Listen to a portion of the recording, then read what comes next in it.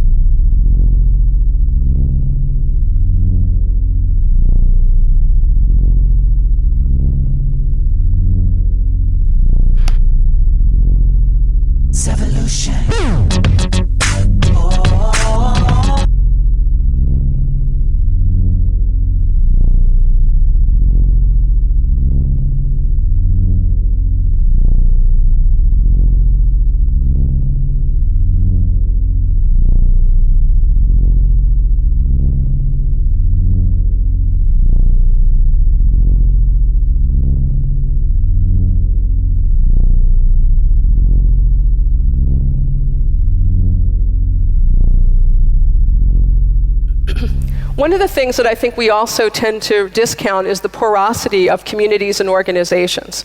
And a guy who was a founder of Sun Microsystems many years ago said that, the best people to work on this or that problem don't necessarily work for you. Period. Okay, it's not just about my people within the boundaries of my company, it's who are their peers.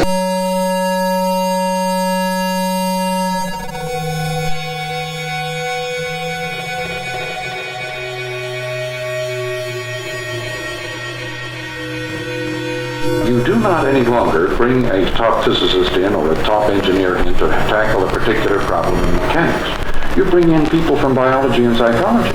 You bring them in from all over the you say, now here's the problem. You tackle it as a team. You're just closed off now. The best people to work on this or that problem don't necessarily work for you. And I'll add, and they probably never will. They work on it without any of the specialist knowledge. The specialist simply says, look, I've been up against that problem before, it's insoluble. The team doesn't know enough to know. They're not specialists enough. You will not bring the specialist whose specialty the problem is. Jerry Hagel put it together. You just provided them with the text. No, I didn't. He gathered those quotes from my stuff. Out of just that one discovery came the book Mechanical Pride. This is practical criticism applied to the advertisements of the 1940s, right, 30s and 40s. And the book that we wrote later, called Culture's Our Business in the 60s, was a study of advertising, the only other study of advertising. Mechanical Pride was ads before TV, Culture's Our Business is ads after TV.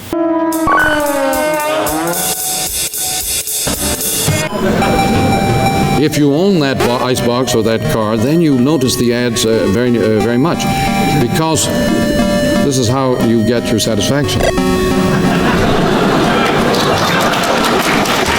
and get the good bread. This kind of, this is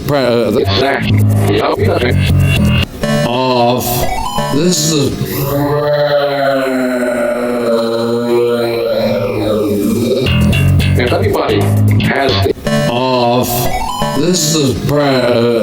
they tend to specialize in one or another of the medium.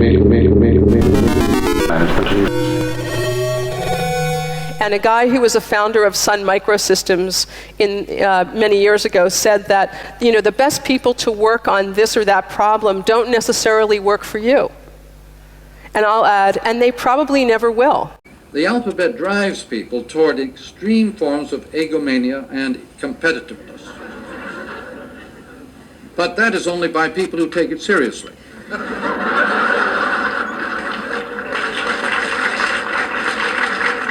There are very, very few people who are serious about letters or about alphabetic performance. It's a tiny group of specialists. But in general, though, there is an effect on side effects on many other people. But the really intense This stuff is great. It's hilarious. McLuhan was quite the comedian at times. Yeah, interesting person gathered over the years. At the same time, he could be quite the SOB at times. Marshall.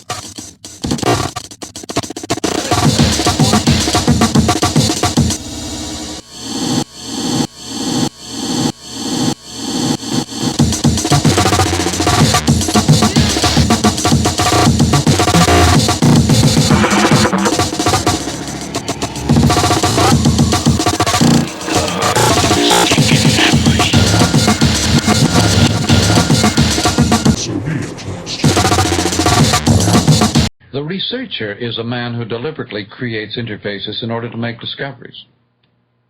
He deliberately sets up situations that will mutually irritate one another until they suddenly get a flash, insight. Yes. The real gripe we have about the beats and the hippies and the teenagers and teeny boppers is that they're so primitive.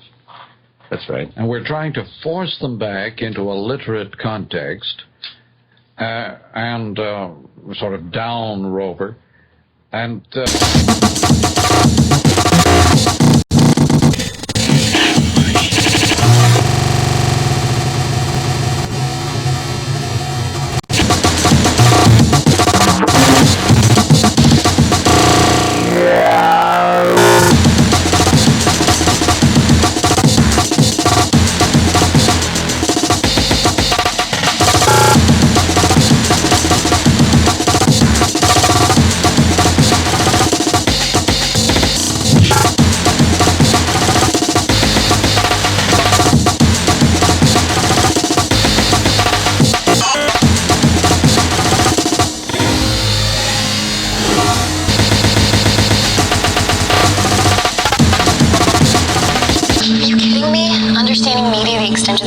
like my good nightmare.